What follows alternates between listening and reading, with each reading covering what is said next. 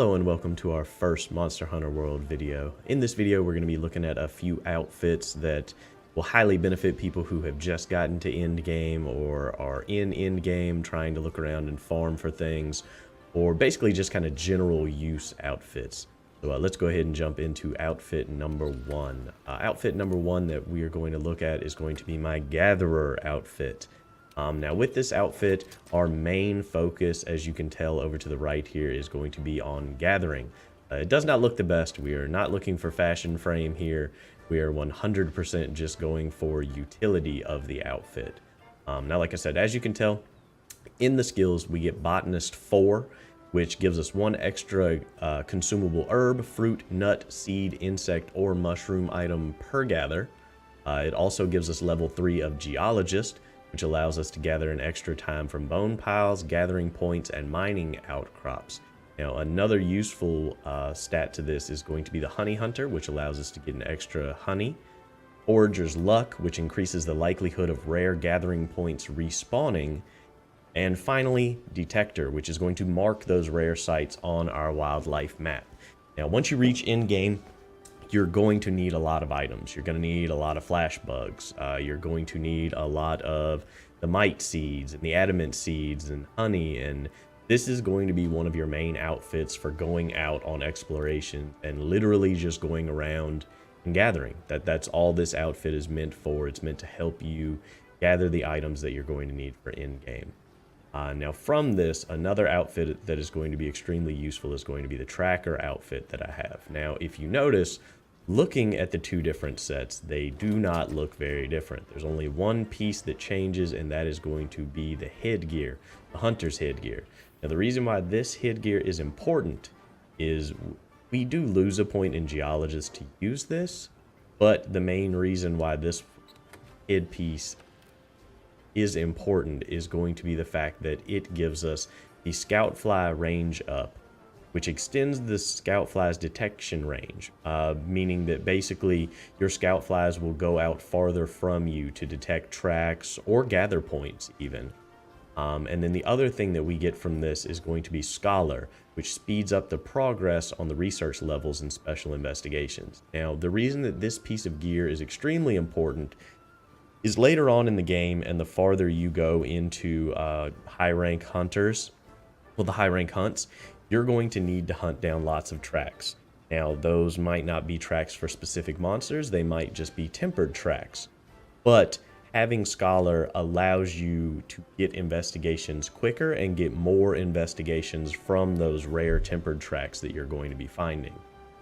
So I wear this set when I'm going to a place and I know I need more tempered investigations. I've actually gotten to the point where I'm fine with giving up Geologist a point in it, so that I can have Scholar and Scoutfly range up, just so I can get more tempered investigations, which is because we need more decorations. We want to go and fight the harder monsters.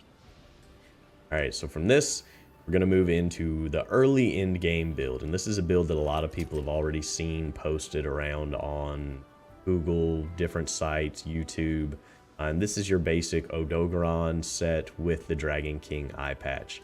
Now this is kind of a general use set.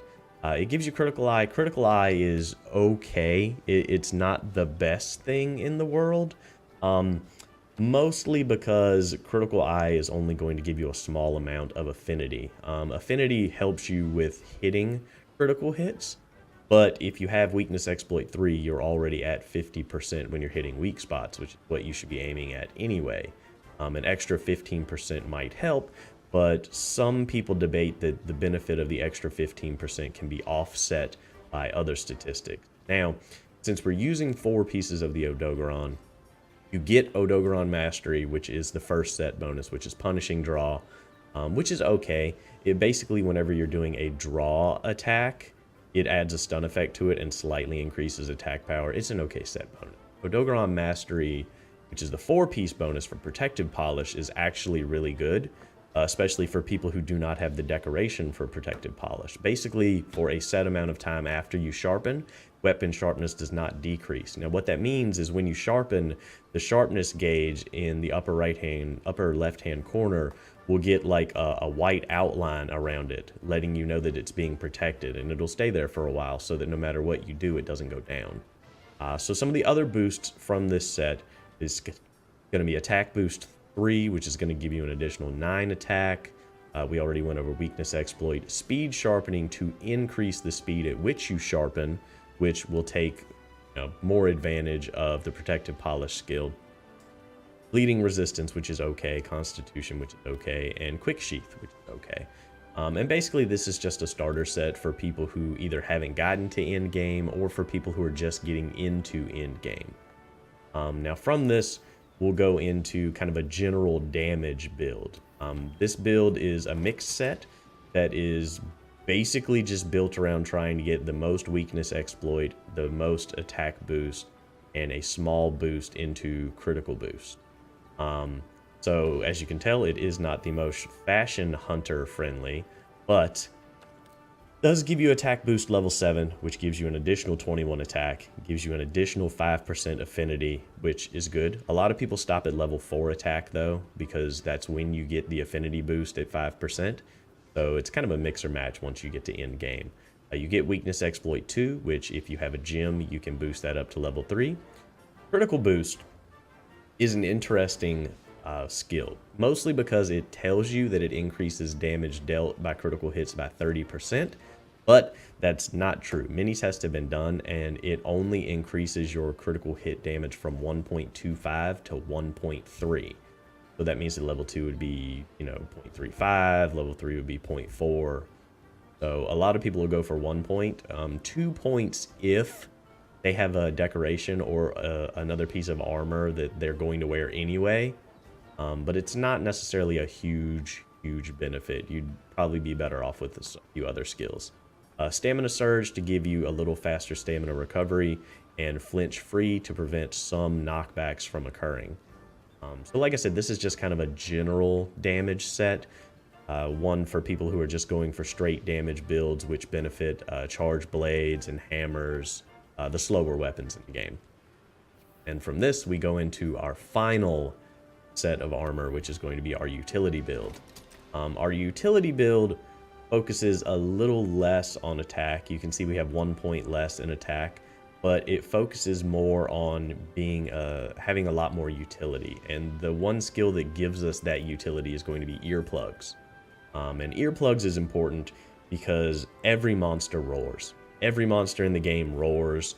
They roar a lot the farther you get in the game, and the roars can be annoying because it'll take you out of some of your hardest hitting moves, or it'll just interrupt what you're doing, or if the monster roars at a really opportune time, it'll allow his friend to start hitting on you as well, which is just amazing to start being hit by a monster who you're not currently fighting but wants to jump in on the action. But I like earplugs. There's other ways that you can go if you do not want to use earplugs. If you wanted to go a different route, you could go with where I can find them.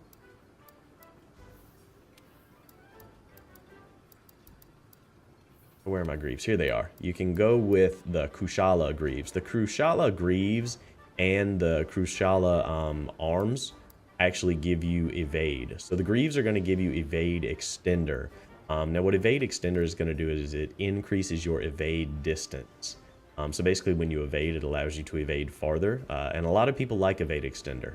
A lot of people like evade extender a lot, actually, because instead of trying to tank the hits, they'd much rather just dive out of the way and then make their way back into the fight. That's going to be all of the kind of preset early game builds that I have for you today. I appreciate everybody stopping by. I'm going to be uploading some more videos about Monster Hunter World in the following weeks. I believe the next set that we're going to work on is useful items and where to farm for those items for endgame.